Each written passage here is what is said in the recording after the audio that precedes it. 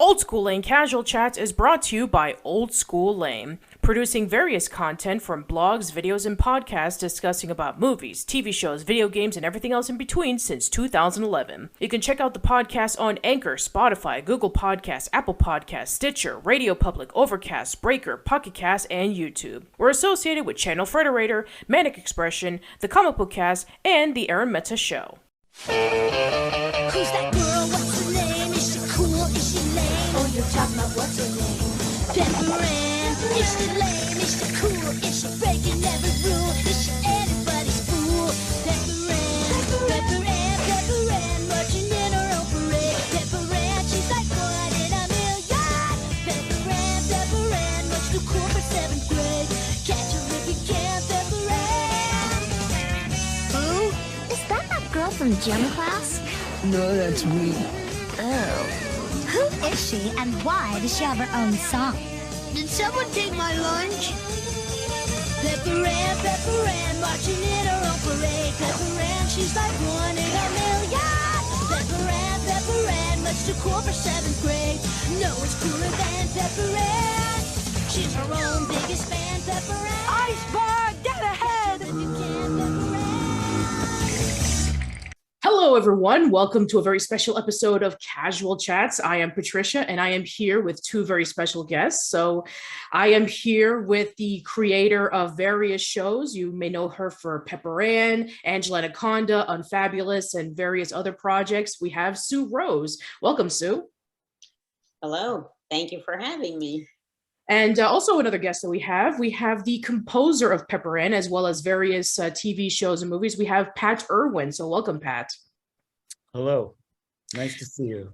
Absolutely. So I want to get to know you guys, and especially since today just so happens to be a very special day as of the recording of this podcast.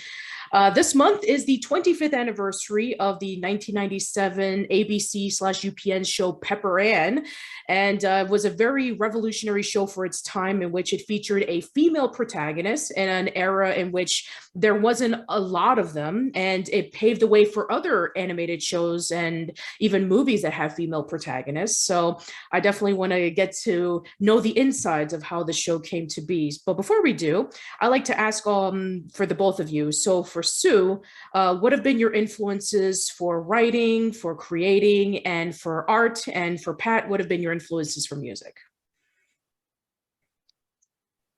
Well,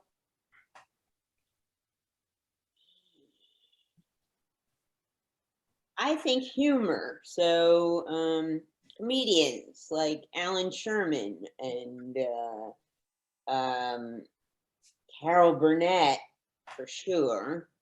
I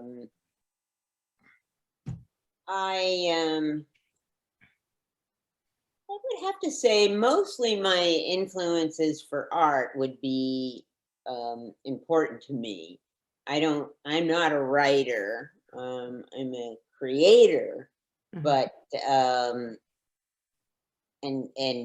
more of an idea person, but I have written when I've had to, but it's not my favorite thing. So art influences, I think comics were always important to me. The illustrations in Harriet the Spy when I was 11 years old. And certainly the artwork that I would find in my mother's Ladies' Home Journal and magazines like that. I didn't go to museums when I was a kid. I enjoyed laughing more than anything.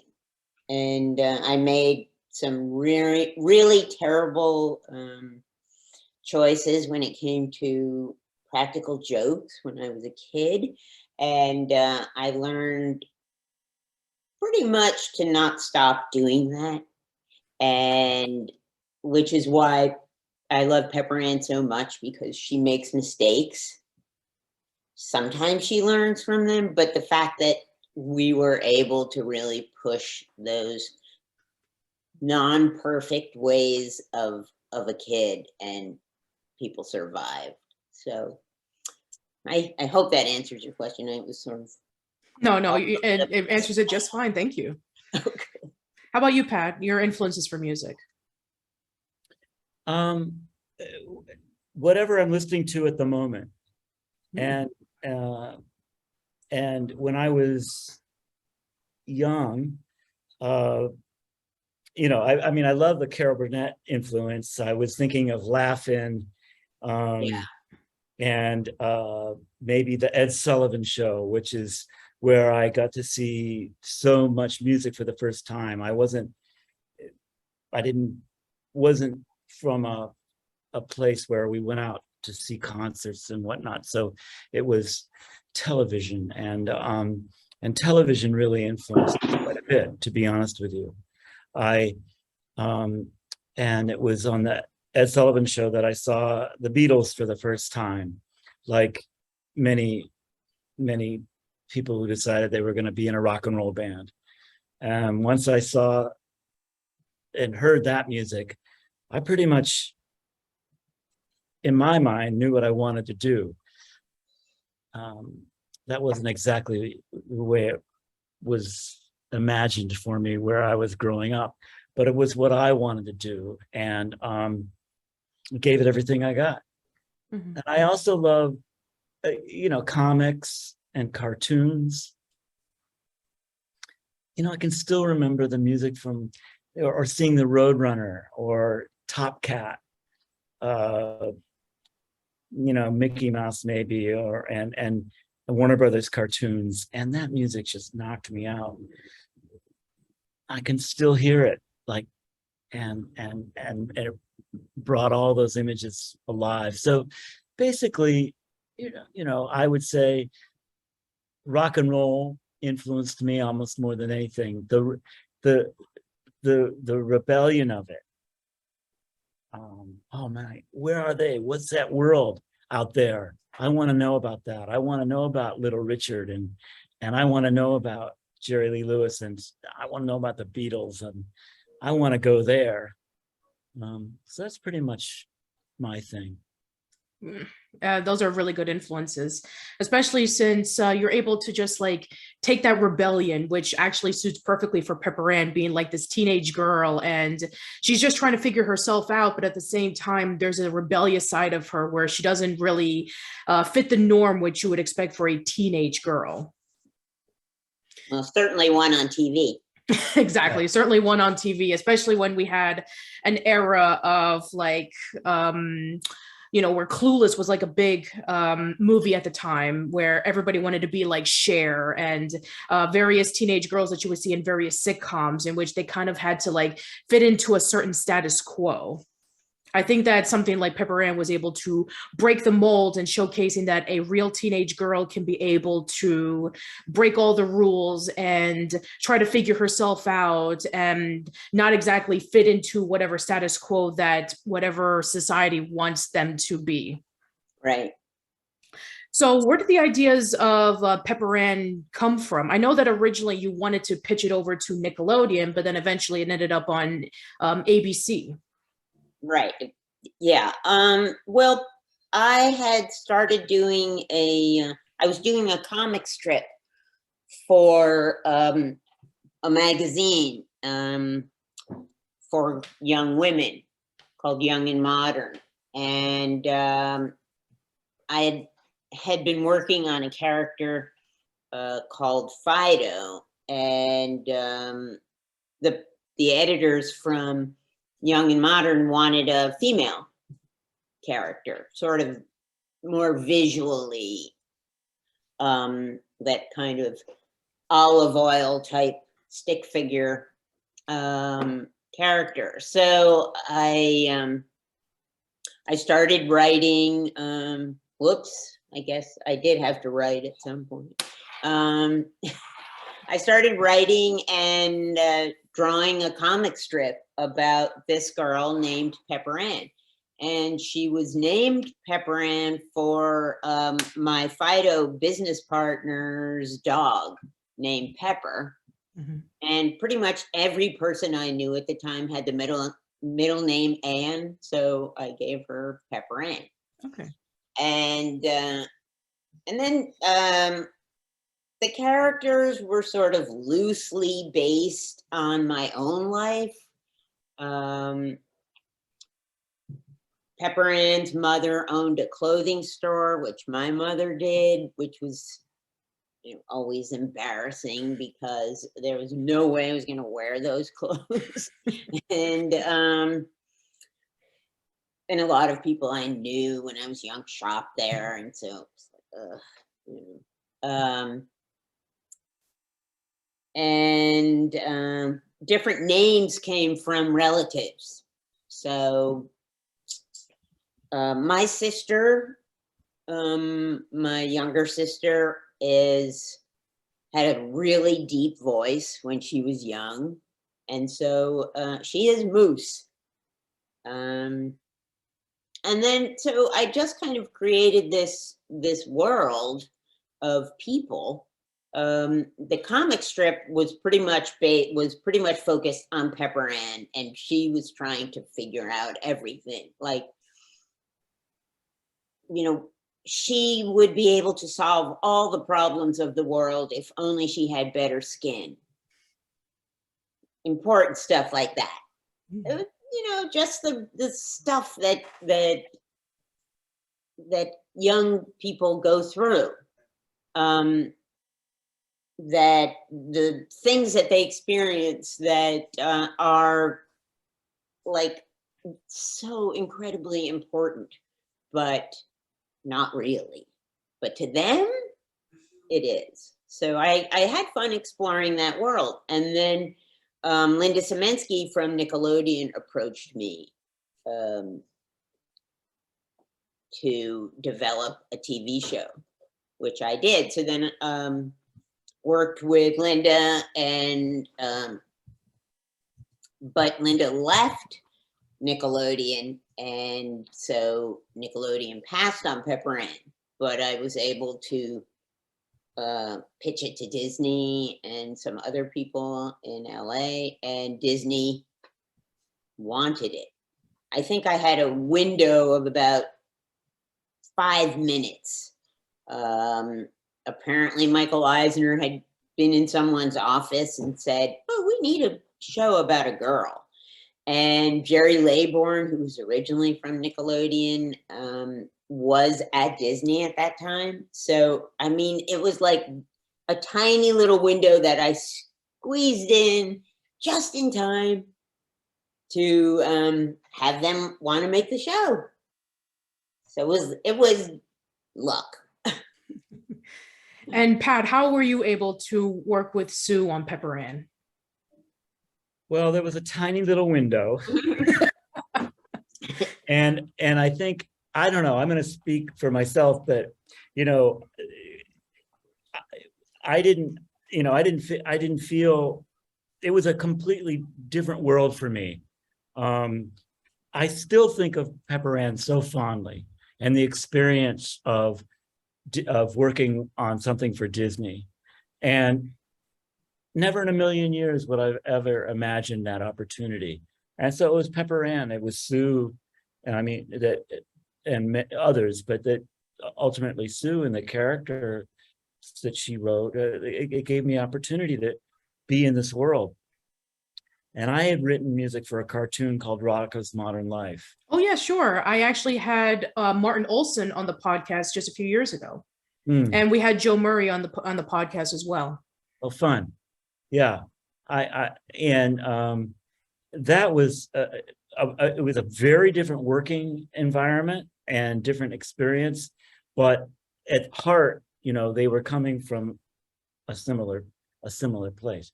And so I had composed a score for Rocco, and did it with kind of an eccentric combination of musicians and less than mainstream sound. And for some reason, there was a similar little window at Disney that opened, and I think it was a connection because of Rocco. I had also worked with Linda Semensky and on things, and I was lucky enough to be asked, and it worked out. I mean, I remember just sort of showing up for these recording sessions and always holding on for dear life and thinking like, I don't know, do they really want me here? You know, every time, you know, it's like, oh my goodness, I feel like I'm doing the weirdest things, you know, and fortunately it worked out and I was allowed to stay. Well, that sounds great. So I also am really appreciative of the music that was featured in Pepper Ann, because it really captures that rebellious rock, like you were mentioning with how the character was. So it definitely like really captures it. With Rocco, it's kind of like a little bit different, in which it's a little bit more zany, which actually fits with the show. But yeah, it definitely feels a lot different here, where it not only captures what it means to be a rebellious teen, but also emulating what the music would have been at the time. There's a little of that, you know, but what I really enjoy, my memory is of what one of my favorite memories is when Pepper Ann, as Sue is giving the example of her skin, let's say, or something very important. I loved overemphasizing that, making it so impossibly dramatic, you know, that, you know, it was almost bursting at the seams. It was fun. It was a wonderful experience. Yeah, and while we're on the subject, I definitely want to know from the both of you the experience of coming up with the original theme song. So how did that come to be? Well, I didn't write the theme song, but Sue might know. I have a better example. Well, I mean, you composed the theme song, right? No, I didn't. Oh, you didn't? Okay. No, it's a great theme song. Yeah. So Sue, tell us about the theme song. Well, Brian Woodbury wrote the theme song. Okay. And I really wanted to work with Jill Sobule, musician, and she was touring. And so Brian knew Jill. I'm not quite, you know, Patricia, 20 so years is a long time. I don't remember the exact coordination of events, but Brian wrote the song, and Kathleen Wilhoit, who was the voice of Pepper Ann, sang the song. And so, you know, she would get to go like 1 in a million, you know, completely non-musical, even though Kathleen Wilhoit was a brilliant musician, wonderful singer. She really was able to act it too. She was a terrific actor. And so the song was almost a little bit. It was a bit where she was acting, and she was, and the words were kind of out there. So when you talk about Rocco being zany, I sort of feel like we were zany too. And, but in a different way. Yeah, yeah. And also I feel like Ninachka Khan, my producing partner, was very much involved in all aspects, but she was also very musical. And so, and I think that was perfectly coming from her. So. Yeah. I also really love the little bits at the end of every episode in which Pepper Ann is always under her desk, and she always finds something under there, whether it be a $5 bill or whether it be somebody like a statue bending over, or whether it be a painting, or whether it be her homework. So I thought that was like, that was very good. Bomb, yeah. Yeah. Yes, we loved being able to do that, change it up for every opening. Yeah. Which is really irregular at that point. It didn't happen. Yeah, because usually theme songs, they would always just play the same thing over and over again. But nowadays, if there's like a major moment that happened for a character, or there's new characters in there, they would alter the theme song's intro. But back then, it was just the same one over and over again. It's like, okay, we know that this character is not around anymore, but let's just put them in the theme song. Oh, we know that there's been like 3 characters who's been introduced by season 5, but let's just keep it the same. So yeah, I thought that was actually really nice. Exactly. Well, thanks. So I actually have some questions regarding about some episodes. One of which my fiance was asking, and he insisted that I ask these questions. So he asked the Tundra Woman episode. How did that come about? Oh gosh. Well, Tundra Woman was the action figure Yes. for Moose. That was her favorite.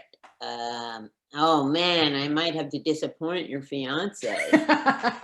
As yeesh. I'm not gonna make anything up. That's okay. It's all right if you don't remember. I can't, I can't even remember. They're like, oh shoot, I need a list of episodes. Like, Well, while we're on the subject who wrote of what? while we're on the subject of episodes, what have been your favorites? All right, that I can remember. Okay, there you go. It's like, yeah, you get to a certain point, I think 25 years. Yeah. What did I eat for lunch yesterday? Did I remember to turn the water off this morning? Oh yeah, no, I don't have a garage anymore, so I'm so happy. Okay, that's good. I have to leave the house and not worry if I've closed the garage door. Okay. Okay, very important information. I love my favorites. I have to say, Dances with Ignorance is one of my favorites. It was about Pepper Ann finding out that she was like one minuscule 16th of Native American. Yeah. And that was written by Eddie Gazalian. I do remember some things. And we were able to really push the fact that she knew nothing about Native American heritage. And she went crazy in the wrong direction. So when I said earlier that I loved that she could make mistakes, this is one of an episode where she was just hugely offensive to people that she did not mean to offend. Right. Not like she made a mistake by being a brat. She made a mistake by not knowing. And she needed to learn to find out more information before jumping to conclusions. And so I felt that was such an unusual thing to see, especially on kids' TV. Oh yeah, for sure. I mean, especially since when you think of like, oh, I found out that I'm this thing. Unfortunately, even for like young people, even though that it's unintentional, they tend to rely on stereotypes. Exactly. Which like, oh, I'm Native American, that means I live outside on a tent and I do this and I do that, and they don't mean to do it. They just see that society and pop culture media says all of that stuff. Yeah, so we were so lucky to be able to confront that head on by saying no, but she actually did those dumb things. Yeah. And then we were able to say no, and she was able to learn. Right. So that's one of my favorites. I also love In Support Of, when Pepper Ann misunderstood the word get some support and thought it meant that she needed a bra. I have a question about that one. She was a young kid and she was small, and she, like someone else I know, didn't really need a bra. Yeah. And so it was so traumatic for her to have to go and in my hometown, you went and you tried on bras, and there was a lady who kept coming in, and it's the most humiliating experience. Yeah, they try to check up on you and saying, "Are you doing all right? Can I help you with anything?" Here? I know this. I developed pretty early, so I know how embarrassing that was. Yeah. And so the actual show that we created in the script and actually went to animation had Milo trying on the bras Oh, okay. for her, not Moose, which is what actually aired. Right. But Milo was, like, you want to stay away from this. It's cutting me under here, or this one's not comfortable, or this, And so it was hilarious because Milo was her good friend, and that's what he was doing. However, that was a little bit too ahead of its time. Right. And so we did animate it, and I have a sale from that with Milo wearing a little pink frilly I would bra, love to see that. but it turned out to be Moose, and that was equally as funny. Maybe not as funny, but pretty funny. Yeah. So I'm actually curious. Did that episode? How did that episode get passed through standards and practices? I don't know, but it did. It did, even with Milo trying on the bras. Oh my gosh! Wow. It did. It went all the way to animation, and then it was someone got cold feet. Ah, I see. And so because it was such a relatable story, it was hilarious. Like you said, you could relate. These, young kids. If I wish that I had a character like that when I was growing up. This is what happened to. Well, I didn't have a gym situation like that, but getting my first bra was a traumatic experience. Right. I was in camp, but different. Anyway, so I have tons of favorite episodes, but I will let someone else speak. Yeah, Pat, what have been your favorite episodes? Pat, are you looking it up? No, well, sort of. I'm looking up. I have the music from the musical. Oh, musical. That's yes. The minute I saw you, I wanted, music was super important to us on the show, obviously. And so Pat was right there every single time. And the willingness to collaborate through Pat has just been, so the musical is one of my favorite episodes too. Yeah. Is that you were going to say? I just totally. Yeah, I love that. I mean, I've got the music from it here with the song, the Sun song, Enough. And I remember the people that we collaborated, that I was so fortunate to collaborate with closely, and ultimately we all collaborated with, who helped us bring the musical. I'd never done anything like that, basically. Right. And so the musical is my favorite. I love we have it on. We're doing this on video, so if you want to show pages of it, then you're more than welcome to. Well, what do you think? Pepper Ann says, "Yeah, sure." That'd be great. Well, I can eat chicken every night too.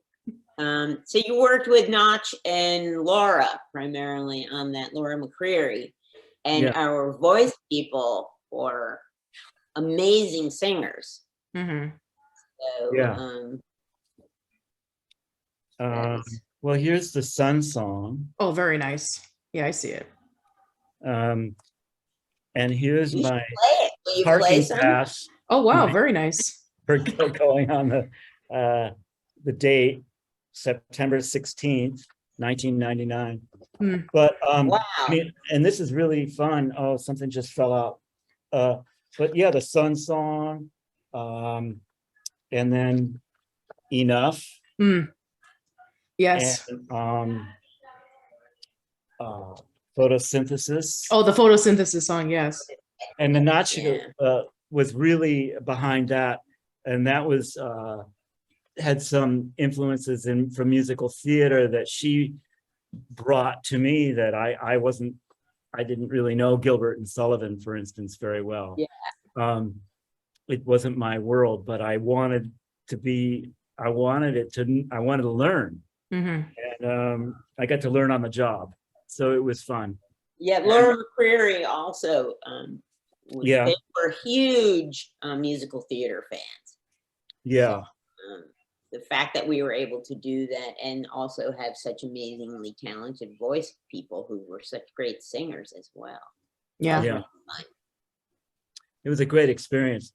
And, I remember the musicians were always, we had like, I don't want to get too diverted down this path, but, it was not a mainstream recording session. And I wasn't really familiar with sort of, techniques.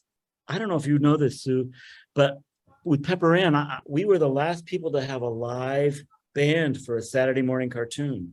I didn't know that. Wow, I didn't know that either. Yeah. And so much of it now is synthesized. Right. We had a room full of live musicians who were just there to make it cool. I mean, they were there to go.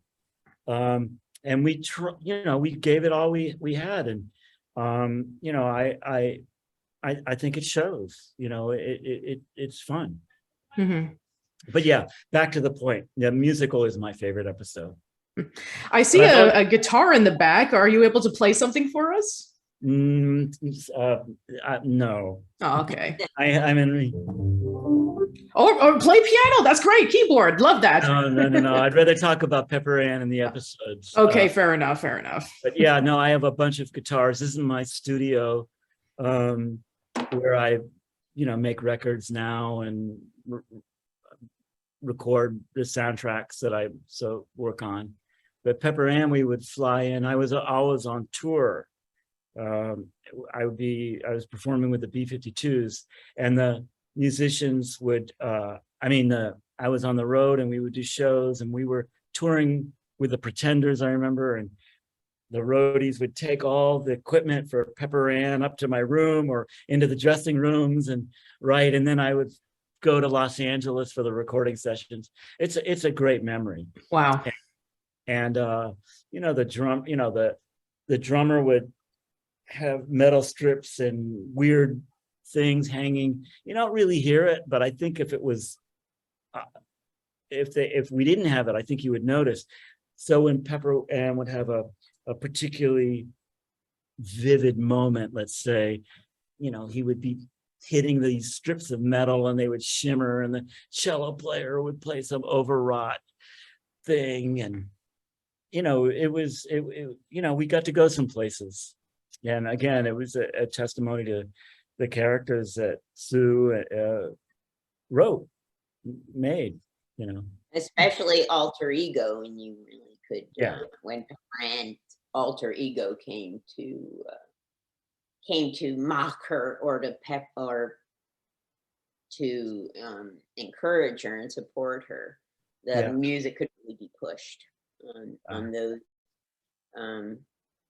larger than life situations too. Yeah. Now, I want to ask for the both of you, have there been any episodes or any songs or music cues that would have been in the show, but maybe was cut due to time constraints, or maybe you weren't able to fit it into the show, or maybe you were told, no, we can't allow this? No, the one I would have said would have been in support of, with Milo trying on The bra. Okay. bras. We were pretty trusted to push the boundaries a little bit. We had the standards and practices people that you mentioned. We also had an educational consultant. Okay. Because at that time, ABC needed to have a certain amount of educational programming. Right. So we had to sometimes stretch, like, oh, this is educational because, but it was legit. I mean, she had to sign off on that stuff. But Barry Blumberg, who we worked with at Disney, really liked the idea, I think, of pushing boundaries, pushing limits. And there were a few things that they didn't like the way they didn't like the words or something in particular, but nothing. Like which words?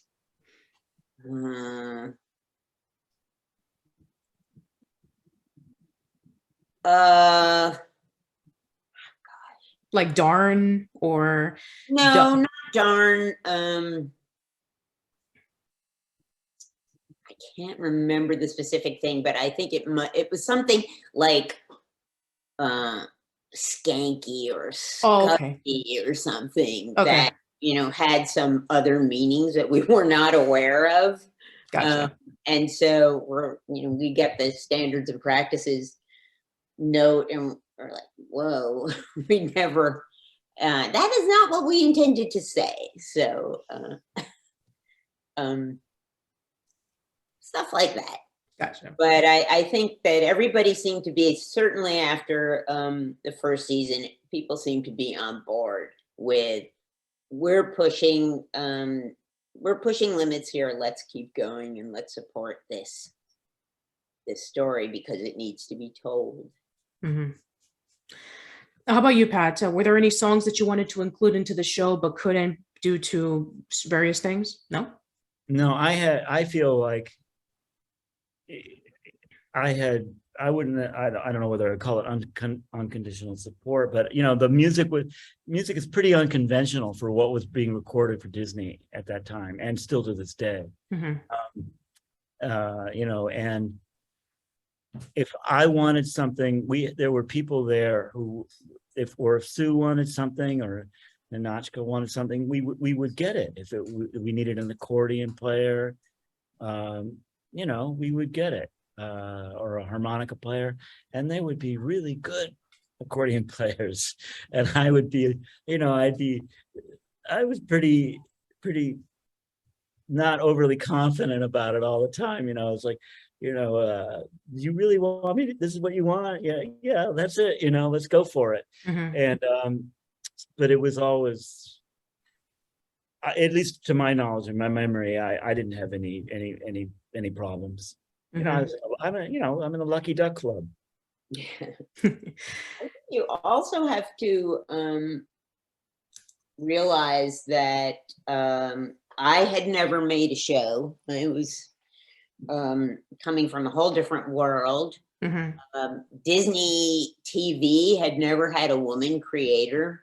Yeah, and you would stick with that for over 20 years, which is unbelievable. Yeah, was that it? Really? 20 years? Like over at least until Darren Narfsey created Star versus the Forces of Evil, which happened around like 2014, 2015. So that, yeah, like almost like over like almost 20 years. Yes. Yeah, almost 20 years. Yeah. So there were a lot of unknowns for the big wigs at Disney. Mm-hmm. And that's why I said after a while, and Notch was like, you know, 23 or something. And she had worked with creators, but she'd not produced a show. And then she went and got her friends from school who were not working on shows and to be writers. And I brought some people out from New York who had not worked on shows, like Tom Warburton, mm-hmm. characters, and Kim Robertson to do props and stuff. I mean, these people are all like doing incredibly great things now. But at the time, there was a lot of unknown, and people that spend money don't like to just jump into that stuff. But they took the risk and it paid off.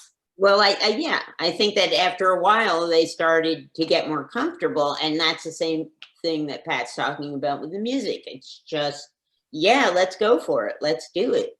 If you think this is right, then yeah, that's mm-hmm. why you're the one who's doing it. You're super cool. So let's go for it. So yeah, you know, I'm gonna throw in. It was a real treasure, if I may say. I was the same. I was coming in from New York.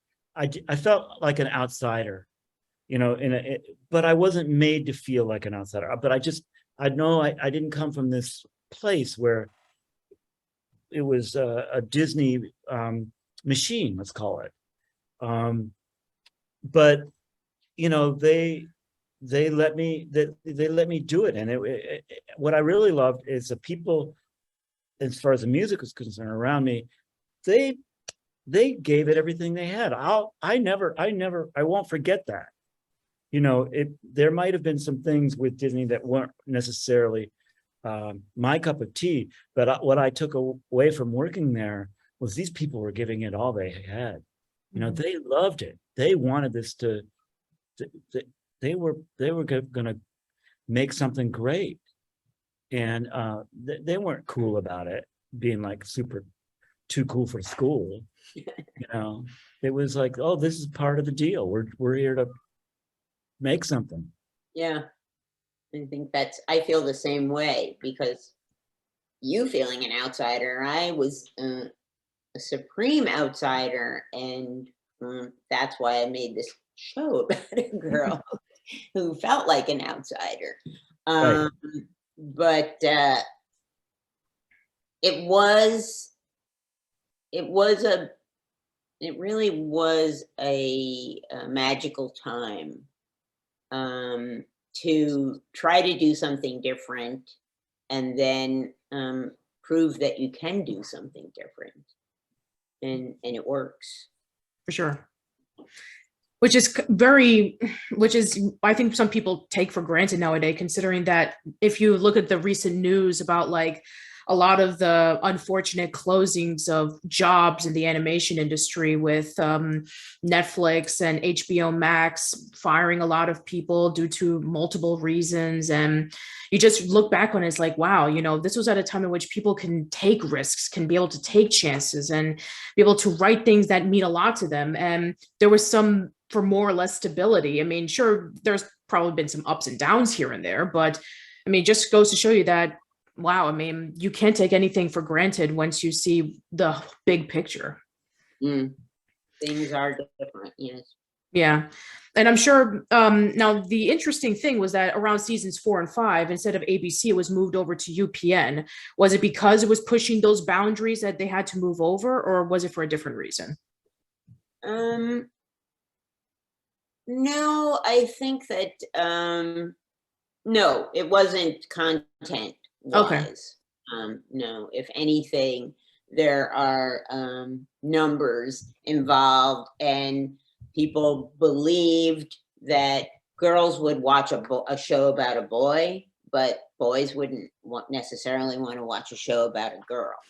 That is the same article that I read in the Miami Sentinel around the year either 2000, yeah, I think it was 2000, where one of the creators of a Canadian show called Generation O was mentioning the exact same thing, where girls would watch a show about boys, but boys wouldn't watch a show about girls.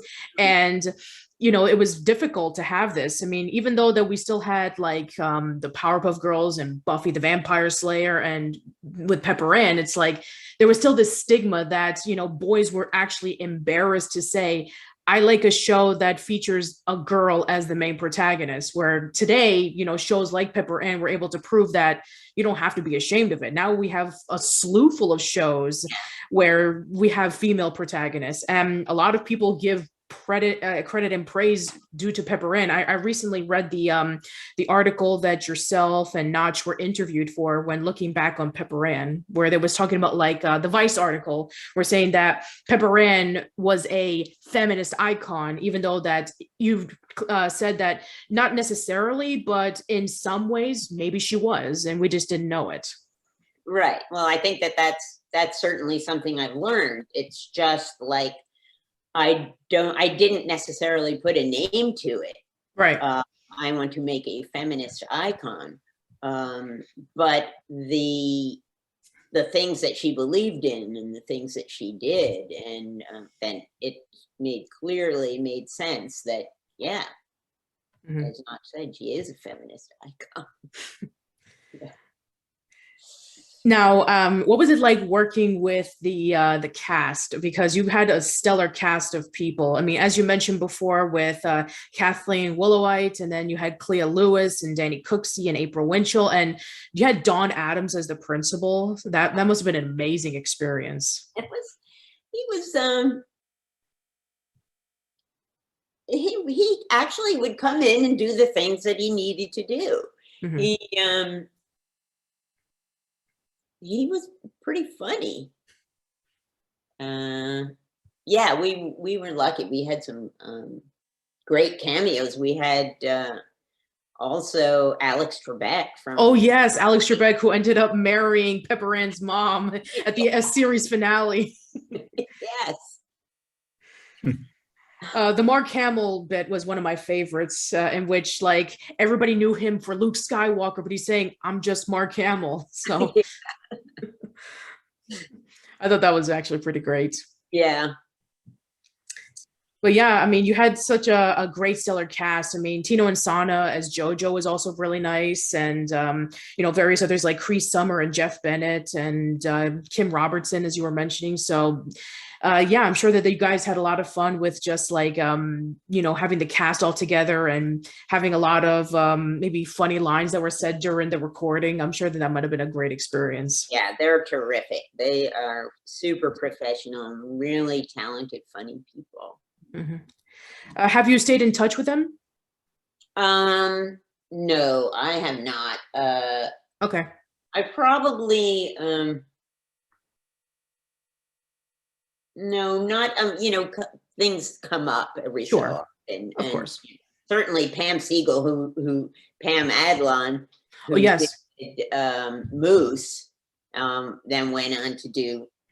Yeah, it was like. Yeah, she did What We Do in the Shadows and all the other various live action shows. Yeah, I've seen a lot of the stuff that she's doing. Yeah. Amazing show, yeah.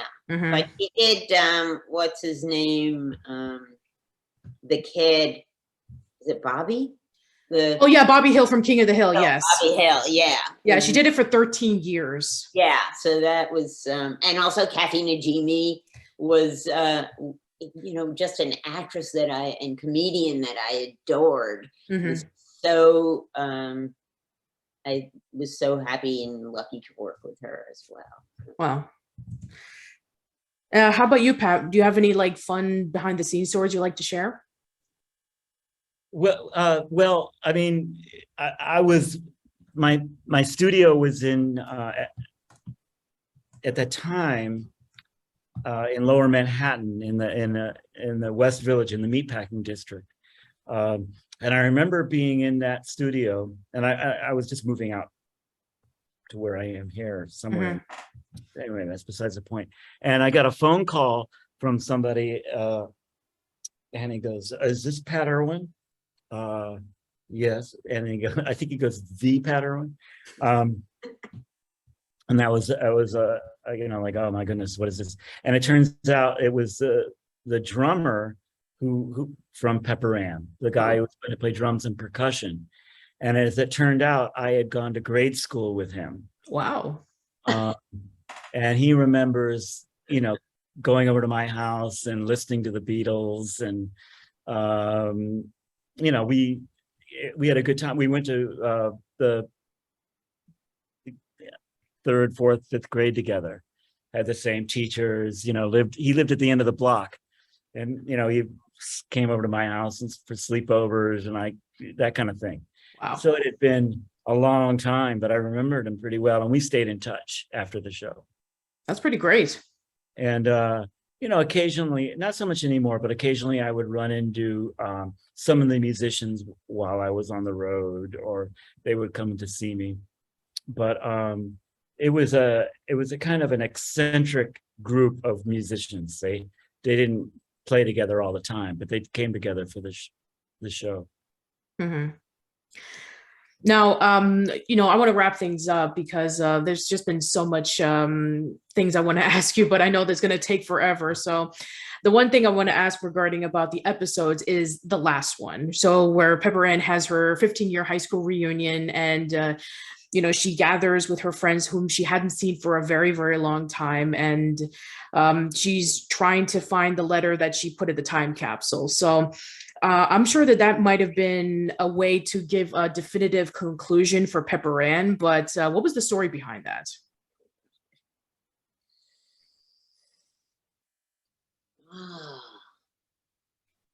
I think that was exactly what we wanted to do. Like, to come up with a finale that sort of goes beyond where you are. Yeah. And to show that things happen, planned and not necessarily planned. Yeah, the thing that was like a genuine surprise was that when Pepper Ann reunited with her old friends, they didn't stay in touch. They actually separated and did their own things, which you would think, oh, but they're best friends. They've done so much together. But then when you're adults, it's like, no, they haven't. Yeah. They just grew up and they haven't spoken to each other since, and meeting up with them was actually awkward. But that scene in which when she sat down at the pizza shop and then she was reminiscing about all the old memories, she remembered that even though that she hadn't seen them for so long, the memories that she was able to retain was still there. So yeah. I thought that was a very sweet moment. Yeah, it's very real. Yeah. Was that based off of your own or somebody else's personal experience? Well, I think, yeah, it was certainly the situation with me. And in my high school reunions, I barely recognize the people now. But once you get together and then you remember the hilarious things that happened, it's you go on, certainly from high school, you go to college, which gives you, some people anyway, which gives you way more opportunity for craziness. Well, at least that's the way it was with me. But but there are some people who are still with their high school sweethearts, and sure, that's that's great. These guys had different things they wanted to do. Yeah.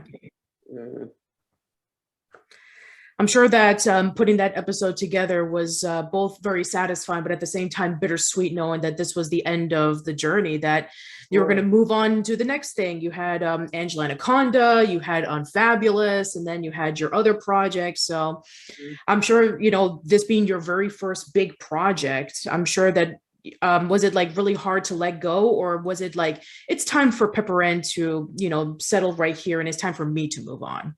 I think, well, the interesting thing is that when we're talking about reunions and going on and finishing and sort of moving in your separate direction, that was such an incredible experience. And the friendships that we made during that time are still so important to me.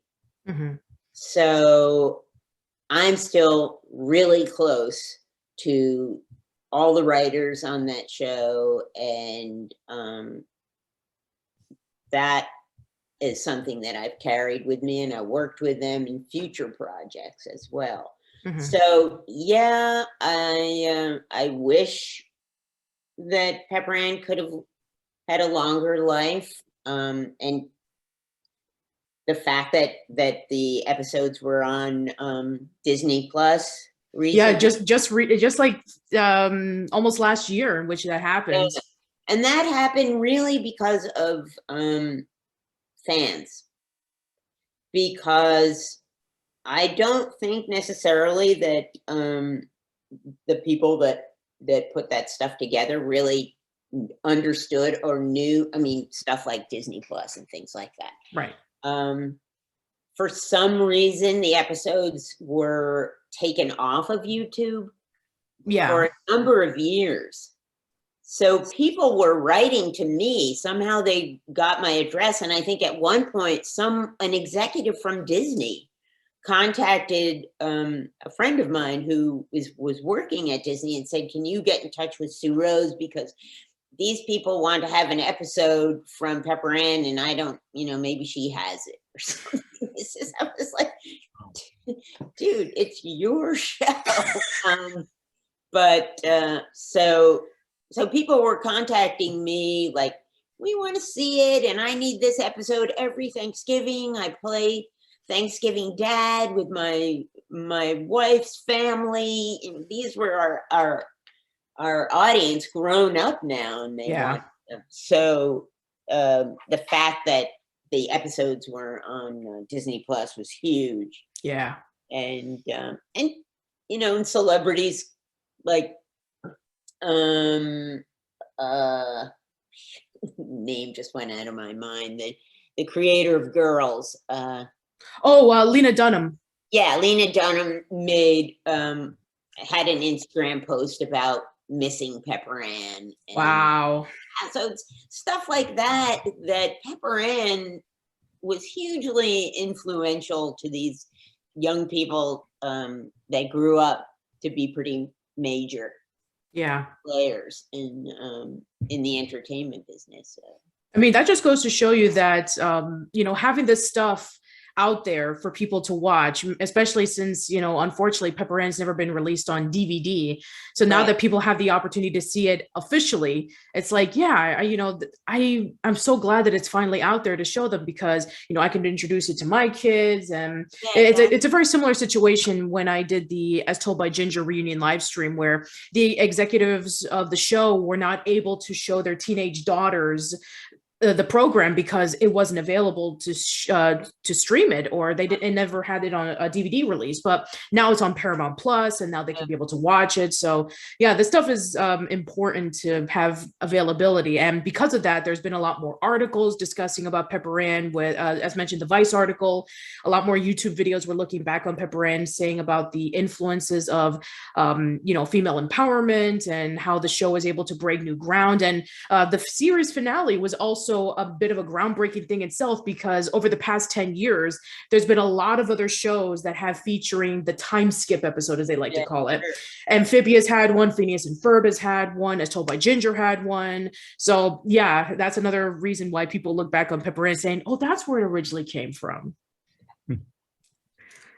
So I'm sure that a lot of people would also like to know, now that, it's back on Disney Plus and people watching it, have you ever had an interest of bringing Pepper Ann back, maybe as a season 6, or maybe a movie on Disney Plus, maybe thinking about maybe having like a book about it? Have you have any considerations of bringing it back? Yes, I have actually. Someone reached out to me recently about a book that it was part of another book, that the importance of Pepper Ann. So I'm not quite sure what stage that is in. Okay. But sure, she should continue. And I just can't even imagine what if she were 12 now. If she were 12 now, that's like more like 16 at this point. Right. When I was 12, it was more like 8. Yeah. But it's so fun to talk about. Thank you so much. Oh, thank you. I really do appreciate the both of you coming on by. It's been a wonderful experience. So thank you, Pat, too. Yeah, absolutely. We haven't seen each other in quite a while, so this is a real treat. Yeah. So right before we go, do you have anything to plug or self-promote? Any upcoming projects that you like to share? Go for it. Not for me personally. I am happily retired, painting in Seattle. Good for you. Making art. So that's.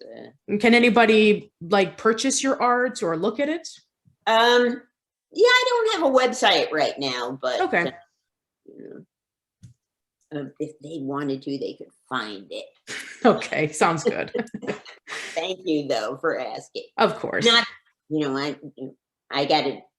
I'm not ready for the big art gallery exhibits. that museum, that's for sure. So I'm just having fun. Sure, that's perfectly fine. I'm still making things, and I love to make. So sounds fantastic. That's what I'm doing. Yeah, that's cool. How about you, Pat? Anything you'd like to share? Well, I'm still making stuff, as well. I've been fortunate to there was a Rocco movie. Oh, Static Cling, yes. Yeah, and that was fun. We brought the band back. But I don't know whether or not it would cross over with Pepper Ann fans, but I composed the music for Dexter, New Blood, a show that was on Showtime recently. That Dexter. I was thinking. Oh no, not the animated Dexter, the other Dexter. the not the long shot. Yeah, no. And I did the music. I have a band. It's really fun. We make our records here in my studio, which doesn't look like much of a studio, but that's a harmonium there, and that's an organ there, and behind that wall and around there, and the band is called Sus. Sus, like we're gonna suss that out. Nice. And we just get together here and we make music, and we've made, I think, 3 albums now on and there's a website. You can go on my website and I think it'll take you there. I don't know. Okay, that sounds good. I don't, but I'm making stuff. Well, that's good. That's the best I can say. And Sus is making a new album right now. We just recorded last night and it'll be out soon. Okay. All right. And thank you so much for coming on by, Pat and Sue. This has been amazing. Yeah. Thank you. Yeah. So I'll reach out. I'll get your email and we'll find a way to get in touch. I would love that. Yeah. So what's next for you, Patricia? Well, what's next for me? I have a project coming along. I guess. Hopefully really soon. But as for me, for upcoming projects, let's see, we got a few podcasts coming out, especially towards the end of the year. One is going to be my podcast's 10th anniversary. I'm really looking forward to that. It's going to be around November. And I also have a few other projects that I've been working on here and there, but I've been really busy. So hopefully those will come out pretty soon. And that's it for this episode of Casual Chats. Let us know in the comments below about your thoughts of Pepper Ann. What have been your favorite episodes? Who have been your favorite characters? What have been your favorite moments? Do you want to see Pepper Ann come back either as a TV show revival or a movie or a book, whatever that you want to see? Please let us know. That's it. Hope to see you around soon and take care. Please let us know. That's it. Hope to see you around soon and take care.